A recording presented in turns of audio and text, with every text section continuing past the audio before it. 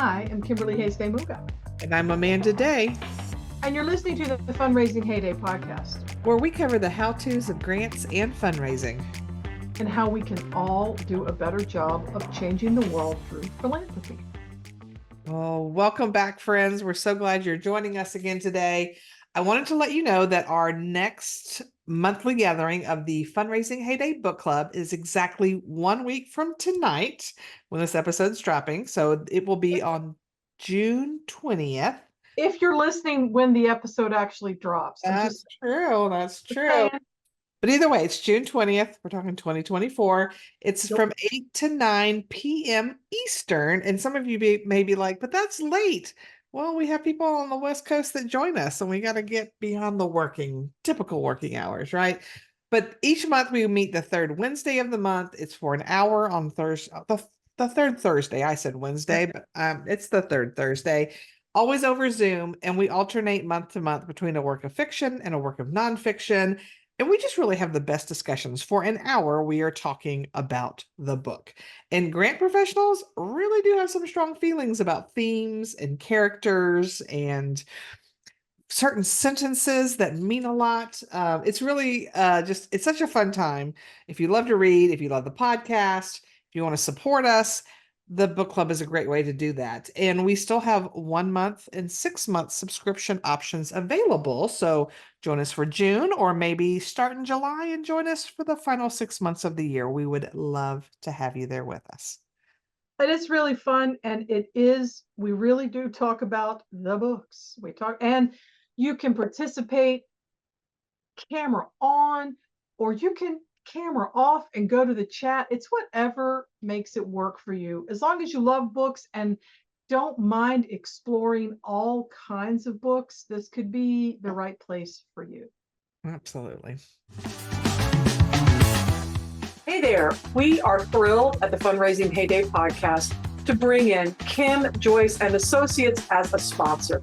This incredible grant consulting firm based in Arizona has worked with nonprofits, for-profits, agencies of all sizes, from tribal governments to hospitals, universities, and everything in between.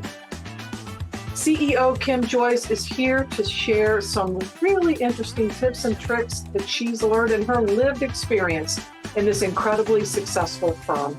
We're so glad you could join us. So Kim, you continue to grow your staff. The day we were recording this, you had 32 employees and have raised over $360 million. And you have a wait list and have an incredible track record. But I'm just curious, what is the thing that you are most proud of over 13 years of building Kim Joyce and Associates? Am I making you pick your favorite child? Am I? Well, I don't know if I can answer one thing, my top answer, but I can give you a few things that I'm proud of. I'm proud of the fact that we're doing work that matters in the world. I'm extremely proud of our team that sprinkle love, kindness, and funding over so many causes across the nation. And I'm proud of the fact that we're building a company to last, one that impacts the community, provides stable jobs and paychecks for 32 families, and is really a supportive place where we can all learn and grow together. I'm also proud of myself for staying true to my vision, and proud of the fact that when I have an idea, I can make it a reality and face the challenges head on. And when someone tells me I can't do something, then I just want to prove them wrong. I love that. Inspiring. Absolutely. To find out more about the incredible team at Kim Joyce and Associates, visit kimjoyceandassociates.com. If you want to join a consulting firm who places value on integrity, excellence, and community, check out the career opportunities page. Kim is always on the lookout for her next great hire, as well as her next great client.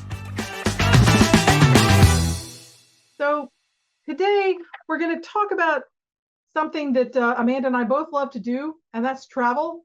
Woohoo! Who doesn't love travel? Although I I have specific needs around travel that really need to be met for the prime travel experience. But Yeah. so generally it's fun, right? I know myself, Amanda knows herself. We know what our friends and family like to when we travel, and that's what we do. But it's not always fun travel when grants are involved, but it's almost always super essential, right? Yes. There's all kinds of rules to follow, and there are ways that paying attention to travel and grant funding can really help your program, and there are ways that it can really hurt you and your agency more accurately if you're not on top of your travel game. So for 15 years, I managed federal grants in addition to writing them. But I managed them for local governments. And let me tell you, there were two things that I always paid extra close attention to, right? I wanted to dot every I and cross every T always, but payroll and travel were the two things because those just seem to be the things that get folks in trouble if you don't follow all the rules, and because it's a lot, right? And so that's why we wanted to talk about travel today. And if you're primarily focused on foundation funding, like I was for years before moving more into local, state, and federal funding, you may be like, yeah, but payroll and travel. I mean, most of those kinds of grants that I apply to don't even cover salary costs and maybe don't even have a travel budget. Well, maybe they don't have a line item, and it's true that a lot of private funding may not go toward salary costs, which is ridiculous, but it's the way they are now, although I see some change.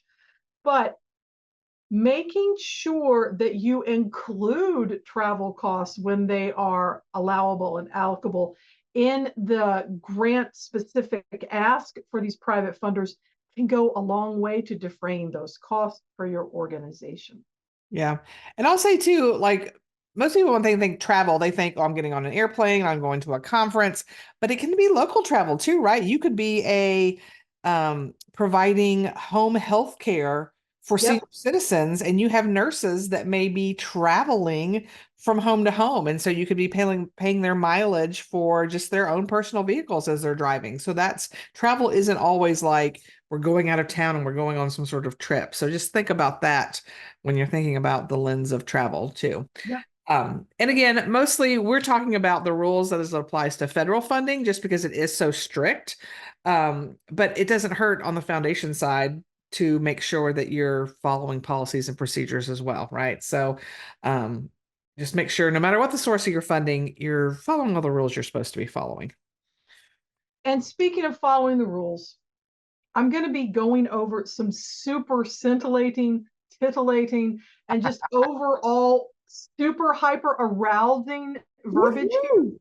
So just to let you know, right, if you have children around, that you may want to tell them to leave while I read you the travel cost section from the CFR, also known as the Code of Federal Regulations.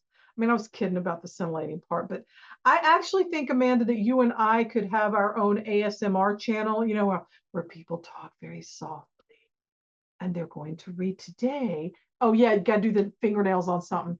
Um, but I'll read it in a regular voice today. But if y'all want to hear us read the CFR and our ASMR voices, I feel like we could do that. I feel like we could. We good. That'll be a special Patreon account. There you go. Special edition. It'll be the CFR After Hours with Kim. CFR After Hours. I want a bar named that. You'd get a lot of grant writers wanting to share tales of Roe. What Yes. Roe? Roe? Tales of woe. Okay, so here we go. This is it's called the 2 CFR, or the Code of Federal Regulations if you're new to this, but it's usually goes by CFR. Part 200, section 200.475. That's right, my friends. Travel costs. So sit tight, and here we go. Here's their definition, straight from the horse's mouth, as it were. Travel costs are the expenses for transportation, lodging, subsistence, and related items incurred by employees who are in travel status on official business of the non-federal entity. And that's everybody who will be applying for a grant, right? Such costs may be charged on an actual cost basis, on a per diem or mileage basis in lieu of actual costs incurred, or on a combination of the two, provided the method used is applied to an entire trip and not to selected days of the trip, and results in charges consistent with those normally allowed in like circumstances in the non-federal entities' non-federally funded activities and in accordance with non-federal entities' written travel reimbursement policies. Now, here is the Kimberly Hayes de Muga condensed Reader's Digest version of that, right? Got some Yes. highlights, just some highlights, right? You have some flexibility in how you can claim travel costs, right? If you remember, you've got some options, could be per diem, could be actual costs, but you have to be consistent in how you implement that. And if you have a travel policy already in place, and most larger nonprofits, government agencies do have some sort of travel policy. Mm-hmm. If you have the travel policy, you have to follow it as long as it is not more lenient, as it were, than the federal policy. But you need to be consistent. That's what keeps you out of trouble.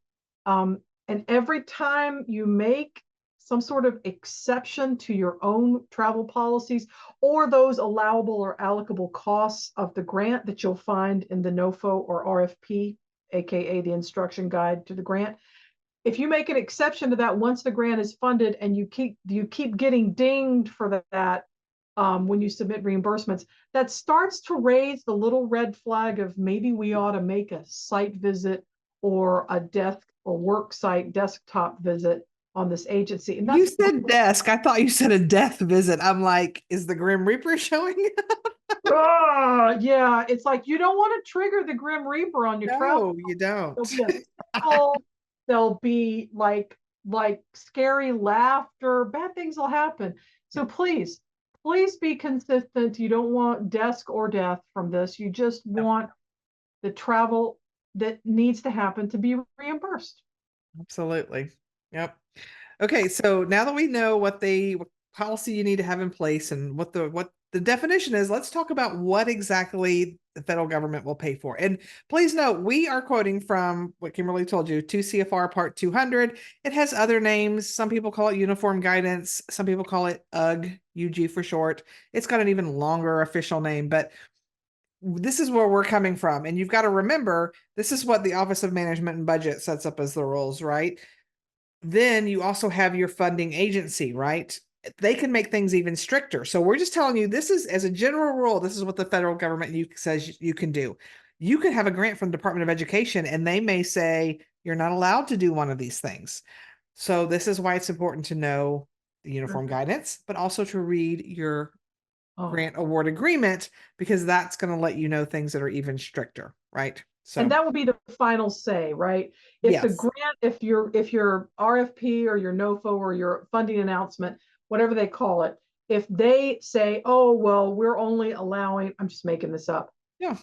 $30 a day for mileage, then that's what they mean. Or the heck, they could say no travel at all. There's some grants that won't fund travel at all in any way, shape, or form. And even though the federal government allows that as an expense, if your funder says no travel, then there is no travel, right? So that's important to know. So, as a general rule, the feds will pay for several things. And Kimberly mentioned several of these things in her original definitions, but one is lodging and sustenance. I'm going to I always want to say subsistence, and that's not the right word. Subsistence is the word. Subsistence. You got it. Subsistence. Lodging, that's fairly easy, right? That's like your hotel room, or maybe it's an Airbnb, but it's, where you're laying your head at night. So it's your shelter. Your shelter, yes. Subsistence is basically the definition of that, just good old Webster's dictionary, is supporting oneself at a minimum level. So we're talking food. It could be, you might need an Uber to get from your hotel to where your conference is. So just or a shuttle. Shuttle, yeah. It could be parking fees. Could be bus, a train fare if you're taking the train. Yep. So all those kinds of things, right? So that's what it'll pay for. It will also pay for temporary dependent cost, but pay attention, it has to be over and above your regular dependent care. Okay. So what that means is, let's just say you've got 2 young kids. You normally work Monday through Friday, 8 to 5. So your kids go to daycare during the week and you pay X amount of dollars for them to be at daycare during the A week. lot. Yes, you do pay a lot. The grant's not going to pay for that. But if you're traveling for work and you're going to be gone for 3 nights, and maybe you need childcare, maybe you don't have a significant other, or maybe you do, but they work nights and normally you're the one caring for it. So now you're having to hire like some sort of nanny service, or you're having to pay a sitter to come in or whatever it is to watch your kids during the hours you're not home. That's the cost that's over and above. Because if you weren't going on this trip, you wouldn't need to pay that expense. Okay. So I think that's very nice. That's certainly a family friendly thing they've got. And it does say dependent care, right? So dependent isn't just children. You could Your potentially parents. an adult sibling of yours could be a dependent. Yeah, your parents could be a dependent, just depending. So that's a nice thing. Now, the one caveat to that is, though, the feds will only pay for that if your agency normally would pay for it, meaning it has to be part of your agency's normal travel policy. So if it's not in there, then the feds aren't going to pay for it. So just something to note. Another reason to dust off those documents and check that out if you're going to It's in be there. writing lots of grants around travel, like, traveling healthcare, Absolutely. other healthcare services, tutoring, training, Mhm. attending training conferences. Things like It that. that could be an addition. I guess your board might, or whoever your governing body might be, would have to maybe vote that in, but then it could get covered, and that would be a family friendly policy for them as well. Absolutely. So, typically when we're talking about travel, they're only talking about the person who is doing the traveling. So the grant's paying maybe for you as maybe someone on your staff, a program officer, to go to a certain conference. They're not going to pay if they say, "Hey, I want my kids to come with me," or "I want that kind of thing." We're going to Disney World. Sometimes conferences are cool places, right? Mhm. Now there is an exception though, if your travel is for more than 6 months. So think about, maybe you've got a grant from the National Endowment for the Arts to go to Timbuktu to do some sort of historical archaeological dig, and you're going to be gone for a year. They would potentially pay for the travel costs for your dependents to go with you. Now, you have to have some prior funder approval for that, and it would have to have been written into the grant like everything else. But just know, if it is travel for more than 6 months, you may be able to get dependent travel covered as well if that's something you need. So again, another nice family friendly thing. When it comes to traveling, if you are taking a plane to get there, they prefer you to use commercial air travel. And pay attention, when you buy your ticket, it has to be the basic, least expensive, unrestricted accommodations. Okay. So that means, the cheapest flight now with airlines these days, everything has different tiers, right? Like Kimberly and I love to fly Delta, where the basic flight on Delta is the cheapest, but you cannot Right. return it, you can't refund it, you can't change your flight. It's restrictive. So that's not the one we're talking about. You can bump it up to the level that is the least, it's going to be the cheapest, least restrictive. So you have the opportunity, if you need to change a flight, if you need to cancel a flight, you can get a refund. So, like a refundable ticket, in other words, which is never going to be the cheapest ticket on Delta or any other airline. It will Nope. not. Nope. So just know that. Now there are a few caveats and a few like exceptions to that rule. If the cheapest flight requires circuitous routing, meaning I'm traveling from Atlanta to Dallas, and my cheapest flight, I'd fly from Atlanta to LA to Dallas. Well, No. that's a little silly. Like so that would be a little, you would be able to pay more to get a flight that isn't sending you all over the country, right? If it requires travel during unreasonable hours. Now, what's unreasonable? I don't know. Personally, for me, a red eye is unreasonable because I do not sleep on. I try. I cannot sleep on a plane. So then I show up the next day, and I'm very grumpy and tired and can't pay attention to my conference because I haven't slept in 36 hours. So is that unreasonable? I I don't know. This sometimes when they give you the definitions of things, I wonder, I'm like, what do they mean by that? But you know, that Or is one of the things. if I'm traveling by myself, if to save $200, it would mean me getting into an airport after midnight in a Yeah, strange city. That to me, that's unreasonable. I'm not going to feel comfortable or safe. I don't care what city it is. If I'm trying to navigate absolutely. through, at night, Yeah, taking a taxi, taking an Uber, you can't rent a car. I mean, to me, that yeah, would be unreasonable. I agree with that. If it's excessively prolonged travel, again, if it's like, hey, the cheapest flight is this, but there's a 12-hour layover in another place, they're not going to make you do that. And then the last one is that no, there's two more left. If it results in additional costs that would offset the transportation savings. And I always say, not to pick on an airline, but a good example of this is Spirit Airlines. They are often the cheapest ticket, but that's because all you're buying is your seat on the plane.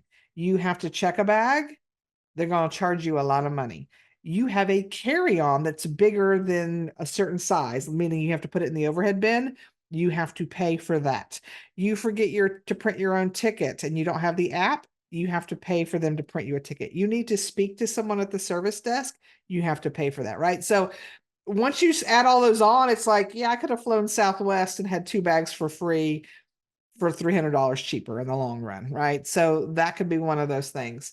And then the last caveat is that if the airlines can't offer accommodations that are reasonably adequate for a traveler's medical needs. So there may be some, medical requirements that you need to be on a certain flight or a certain airline. But just know that you have to justify and document that. So it's not like you can just claim like, oh yeah, I need more leg room. And you know, I can only imagine I am not a tall human being. I am 5'4.5". And I know it's tight on an airplane. So I'm tall is not a medical reason why you need to have first class to have the extra leg room, right? So it's got to be a legit medical reason. So, but that's basically the caveat when it comes to traveling by airfare, that typically cheapest, least restrictive airline option is what you're going for. Now, you can fly other than commercial. Um, if you either own, lease, or are going to charter an aircraft, that is allowable, but that cost cannot exceed the cost of the commercial airline. So if it's just for you, you're probably flying, Delta or American or Southwest, something like that. But think about, again, going back to that example of you're going over to Timbuktu to do a dig for a year. What if you've got a team of 30 people going and you have all this specialized tools and equipment? By the time you buy 30 tickets and all the extra baggage fees you've got to pay for all this heavy extra equipment, it might be cheaper to charter a jet for your team, right? So they do give you some wiggle room for things like that. But that's kind of basically in a nutshell when it comes to travel, the kinds of things that they will pay for. And going back to, just anything you need. One of the things we didn't mention was mileage, but that's part of that lodging and see, I'm going to mess up that word again. Subsistence, you got it. Subsistence. Ever have words that just Sub- your mouth doesn't want to say? But mileage is one of those things too. So you can certainly pay, whether it's mileage to the airport, whether it's you're using your own car, whether you're using your organization's car, lots of wiggle room there. So we've spent Okay. some time talking about all the details about what kind of travel and where what's the least restrictive, most whatever. But I want to back up for a second and say these costs need to follow ARN, right? Which is like a pirate's acronym. ARN, right? Mateys, ARN.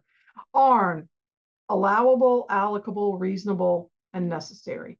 Yep. So to just go into that a little bit further for travel, because that's what we're talking about. Mm-hmm.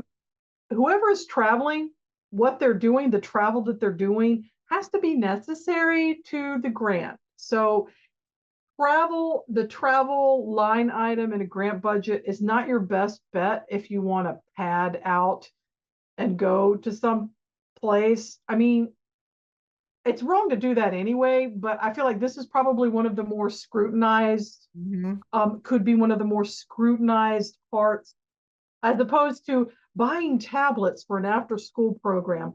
But if you have to travel for a special how to turn on your tablet conference that's in Madrid and you live in Atlanta, that's probably not going to be. I'm thinking you could probably just, look at a YouTube video, and whoever's reviewing those expenses for reimbursement might think the same thing.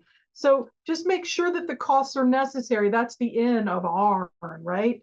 And they need to be reasonable. Amanda went into a lot of detail about that. You want the cheapest unrestricted ticket, which is not usually the bargain basement. And you want to make sure that there's reasonable safety and other accommodations. And you also want to make sure that whatever you're doing is consistent with what your agency does when it comes to travel. There are some larger agencies and some state and government agencies that actually use a travel service. Mm-hmm. So if you have that, there are contracts in place and that is normal operating procedure, then that's what you should do. Even if you think you could get it cheaper someplace else, that's at this, it's like, let's just follow what you're following, because remember, this is the travel related to the grant, not you trying to find the Uber bargain for your own personal travel. And there's nothing wrong with wanting to find good bargains. And we're also not saying abuse federal funds, but we're saying keep things consistent around your travel and how it's booked. And if you use specific carriers, or it could be hotels or rental car agencies, you just need to make sure that you're keeping all of that in line with what you normally do. Mm-hmm. As long as what you normally do is follows a policy and the costs are reasonable. And again, you want to make sure that the travel costs are allocable to the grant, and that they're allowable by the grant. If you don't have a written travel policy, you can use the rates, it's the GSA rates, you can use those. This is probably where I'm going to ask Amanda to come in with her expert opinion. I know you can use a couple of other options, like, yeah, it says in the code, in the uniform guidance, rates could be set by the president or his designee. So if it happens, you can follow it, but we just want to make sure that we're really adhering to this, but I'm like, it sounds kind of nuts to say it out loud, but your best bet is going to be going by the GSA option. That's going to be, that's easily accessible online, and you'll be all lined up with that. And if there's unless there's something you're doing that's a little squirrely, right? And by squirrely, they define it in the CFR as a pattern of avoidance, which I think is just a lovely way of saying you've done some things that look sus and we're calling shenanigans on it. Generally, federal government is not going to step in. If it's reasonable, if it fits with general knowledge about how travel works and what it usually costs, especially if you're going to standard places, right? Amanda's example of going to like a place that's very difficult to get to, maybe in a different country, there are all sorts of extra costs and time associated. But if it's general travel within the United States, if you're following standard airfare, if you're showing due diligence, you should be fine. Yeah. If the only way you can get to Memphis from Atlanta will cost $1,000 and require first class, and you don't have any medical conditions that would allow that, that's going to trigger something. Yeah. It's just common sense. Yeah. Well, I remember when I have taught grant management classes before, and we've talked about this, someone more than once I've had someone go, what if I buy my Southwest ticket today because it's the cheapest, and then the next day Delta does a flight and they have a flight that's $50 cheaper? Am I going to be in trouble because I didn't wait an extra day? No, they're not. Airline prices change so dramatically on the daily, and the difference in pricing between one airline and the next, it's hard to do. So again, unless you're turning in a ticket that says first class on it, which you shouldn't be doing unless you've got some serious medical reason why, they're not going to look at that and go, "Yep, this Delta ticket for 325. I know there was a Southwest deal for 199 last week. They mess up." No, as long as the flight seems reasonable, and if it does, if they're like, "Man, their flight from Atlanta to Oklahoma City is $600. That seems kind of high." They may mosey over and look, and then they're going to see, yeah, that actually these days, Not anymore, it isn't. Not yeah, anymore, it no, isn't. it's not, right? Lord, help my So time. yeah, so again, they're looking for things that are an anomaly. They're not Egregious. taking the dollars because if they, I mean, the amount of time and staff and effort that would take for them. So, just like Kimberly said, follow your policy, do your homework, you'll be okay. So Don't get crazy. yeah. Um, a few other things now that you know kind of what uniform guidance says, just a few other things we recommend that you know. And we mentioned this one before. Your funder, whether it's Department of Education, Housing and Urban Development, Justice, whoever it is, they're allowed to have stricter requirements. So you want to make sure that you understand what their roles are. If you're not sure, again, read your award agreement, talk to your program officer. Also, just because you have an approved budget, usually that happens when you get an award agreement. They'll say, here's your approved budget. Oftentimes, funder will let you know that the travel line items, there may be some extra hoops you have to jump through, right? I've gotten grants before. Well, they'll tell us before you book anything, we want to send us information. So we would look up and be like, hey, we like this flight. So we do a screen grab of what that would look like. We'd get, information from the hotel of how much it's going to cost. We get some documentation together and send it to them and be like, okay, this is what we're looking at, this hotel, this is the price, this airline, this rental car company. And every single time I've done that, they've come back and said, yep, go ahead, book it all, go right ahead, and so we would. So it's their way of double checking to make sure you're not doing something. So just know you may have to follow a few extra hoops there.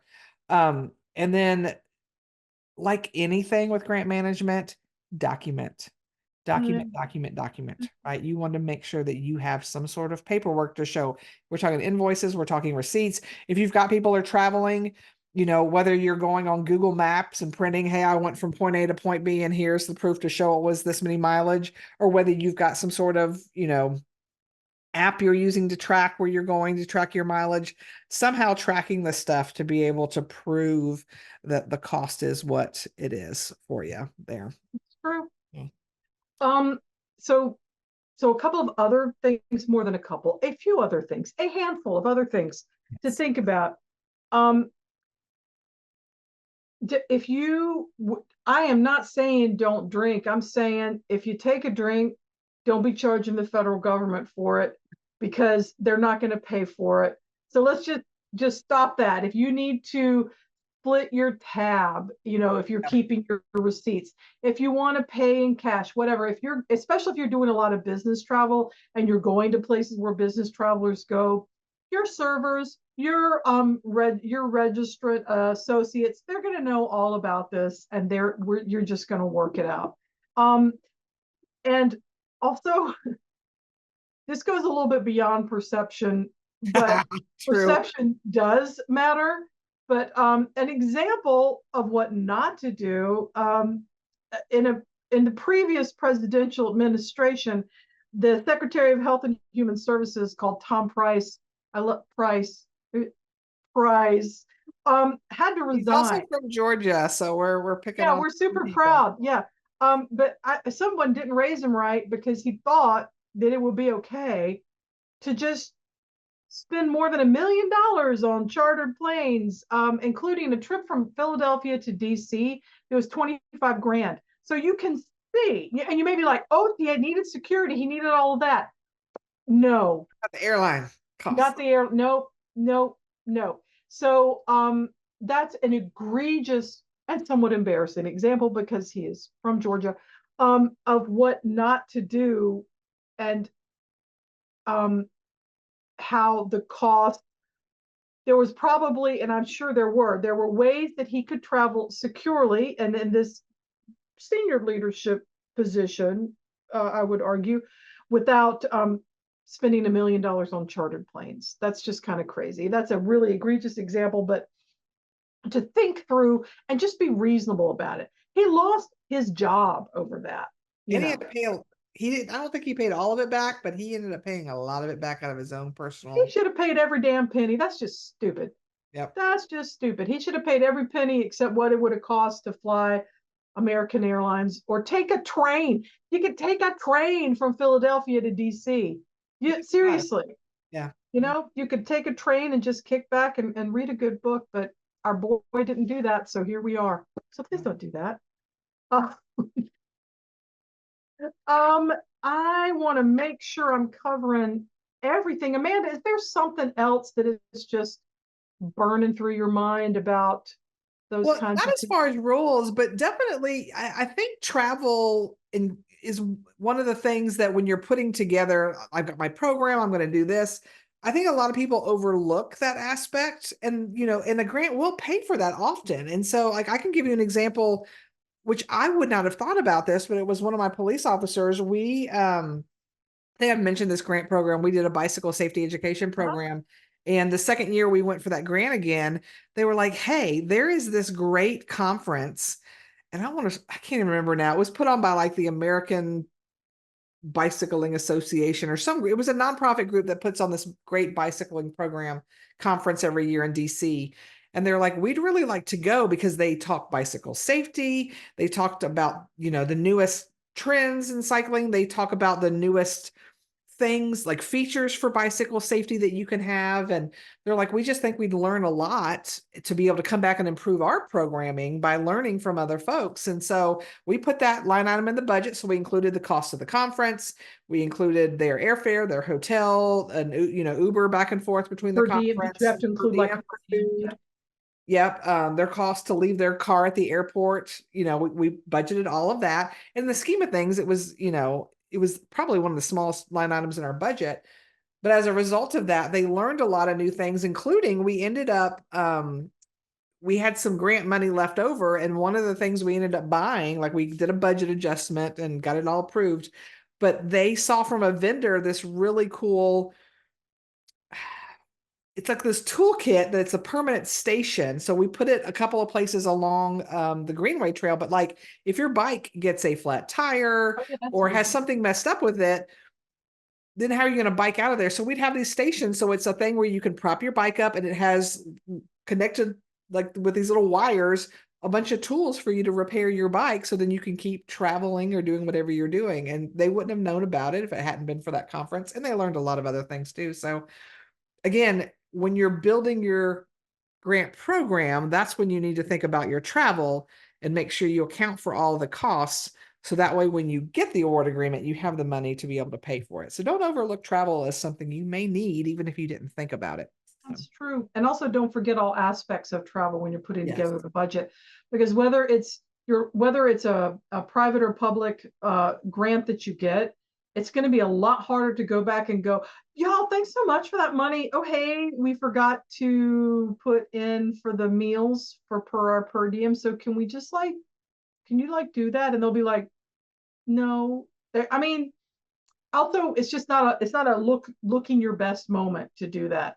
Yeah. Then you're going to have your people do things like, go to the Hampton Inn breakfast bar and get extra bananas and those little rounds of peanut butter. And that's what they live on. That's no kind of life. That's no kind of life if you're sending people out of the road. No. Don't make them pillage the breakfast bar for their lunch and dinner. Just don't do that. So, yeah. And I would end just by saying that travel is, again, it's often not the biggest line item in your budget, but if it's not managed correctly, it can cause you a lot of heartache. So, and chances are, even though I was the grant manager, I'm always overseeing stuff on the back end, right? And travel's not like, if a PO comes out, I can approve that or stop it before the purchase happens, right? But like if someone's booked a Delta flight and they booked the wrong flight, they didn't book one that's, refundable, or they decided to upgrade to Delta Comfort, they've done that and it may not be very easy to change. And so you really want to make sure that whoever's the person booking the hotel and the taxis and all these kinds of things, that they understand what the grant will and will not pay for and what processes they have to follow as far as your procurement policy. Because I will say, we've mentioned this several times, you have to follow your own travel policy, but people all the time think, oh, but it's a grant. It's free money. It's a grant, so I don't have to follow our policies. I can just do whatever. And I'm like, no, because the the funder says you have to follow our policy. So just, you may have to do some education and training with some of your program people, or, whoever is a part of the training, the travel, make sure they understand what they can and can't do. So just make it ARN, y'all. Just make it allowable, allocable, reasonable, and necessary. and that Please. sounds so easy, but we know it's not. No, Yeah. all we can do is try. Thanks again to today's sponsor, Kim Joyce and Associates. If you want to learn more about career opportunities and client relations with this growing business, visit kimjoyceandassociates.com. That's KIMJOYCE and associates.com. So straight up, I know that it's not tons of fun to spend a lot of time running around, and by running around, I mean reading around in uniform guidance. Yeah. But if you are managing federal grants, or if you are writing the federal grants, if you're doing even pre-award, it's so important that you understand what is and isn't allowable and allocable, so that you can build a budget and you can have the matching narrative that tells the story, that can get the money to do the things the way they're needed to be done. It can be a really important part of putting a grant together. Absolutely. So we're honored you chose to spend time with us today. Please join us again in 2 weeks. We're going to be joined by Melanie and Leilani, 2 grant professionals out of Arkansas, who have been very kind in the past and have shared their stories of vulnerability in the workplace with fellow grant professionals. And we decided y'all needed to hear their stories too. So come join us. Be vulnerable and get strong.